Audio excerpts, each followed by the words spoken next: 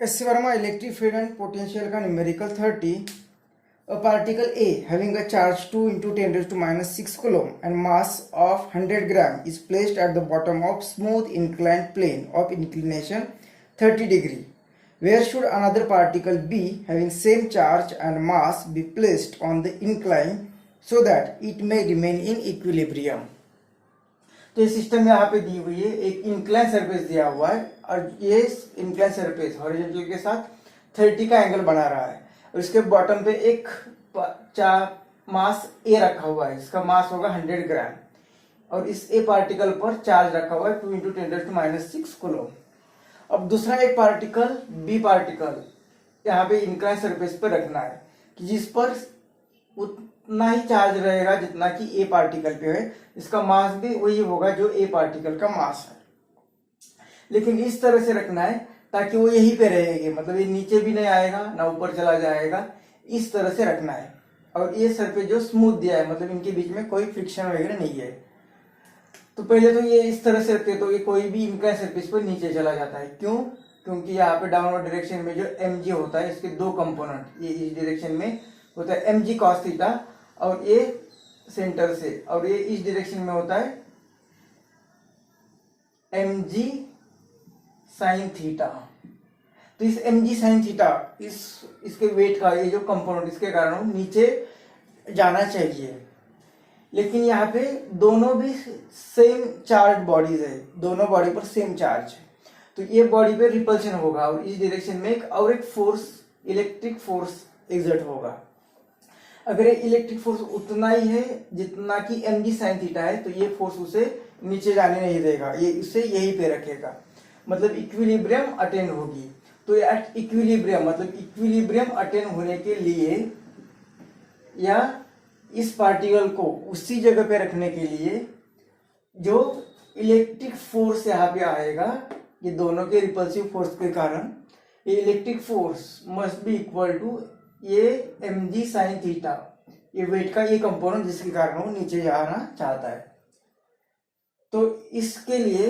इनके बीच में कितना डिस्टेंस होना चाहिए, एक क्वेश्चन है. तो एफ ये क्या होता है, के एक बॉडी का चार्ज इंटू दूसरे बॉडी का चार्ज, तो ये दोनों सेम ही है, तो ये के क्यू स्क्वायर और ये r square is equal to mg sin theta. mg sin theta हमें आर स्क्वायर चाहिए, तो ये आर स्क्वायर यहाँ पे चला जाएगा, mg sin थीटा यहाँ पे आएगा, तो ये के Q square divided by mg sin theta. तो ये वैल्यूज पुट करेंगे तो हमें आर स्क्वायर मिलेगा. तो ये r square is equal to k की वैल्यू 9 इंटू 10⁹, क्यू ये चार्ज दिया हुआ है 2 इंटू 10⁻⁶, 2 इंटू 10⁻⁻⁶, और इसका स्क्वायर डिवाइडेड बाय m, मास दिया है 100 ग्राम, मतलब 100 इंटू 10⁻⁻3, जी की वैल्यू 9.8, और ये साइन थीटा, तो साइन थीटा कितना दिया है, साइन 30 की वैल्यू थी 1/2. अब इसका स्क्वायर रूट लेना है, तो स्क्वायर रूट, तो r इज इक्वल टू, इसका स्क्वायर रूट लिया तो इसका स्क्वायर रूट 9 का स्क्वायर रूट आएगा 3, और ये पूरा ब्रैकेट इसका आएगा 2 इंटू 10⁻⁶, और ये 10⁻⁹. तो यहाँ पे नीचे ये 100 और ये -3, तो ये आएगा -1, ये -1 और ये -1, इसे लिखते हैं 98, ये -1, तो ये होगा -2, और ऊपर चला जाएगा तो होगा +2, तो ये इसमें +2 ऐड करना पड़ेगा, और ये इसे डिवाइड करेगा तो ये होगा 49 का स्क्वायर रूट इज 7. अब ये जो 10⁻11 रहा, 10⁻11 को लिखेंगे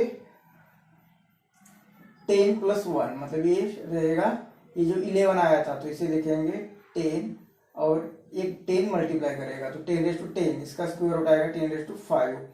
रहा है यहाँ पे 10, तो 10 का स्क्वायर रूट आएगा 3.16, और तो ये आएगा 3 टू द 6 और ये 6 से मल्टीप्लाई करते तो ये r is equal to 3 to the 6 और ये 6 6 द 36, ये 3, 6 1 द 6 और ये 9 और 6 3 द 18, ये डेसिमल डिवाइडेड बाय 7 और ये 10 टू -1। तो r is equal to 7 to the 14, 4 बचे तो 7 7 द 49 और ये 0 इंटू 10 टू -1, मतलब इतना इंटू 10 टू -1 मीटर, मतलब r is equal to 0.27 metre. तो इसे लिखा है r is equal to 27 centimetre.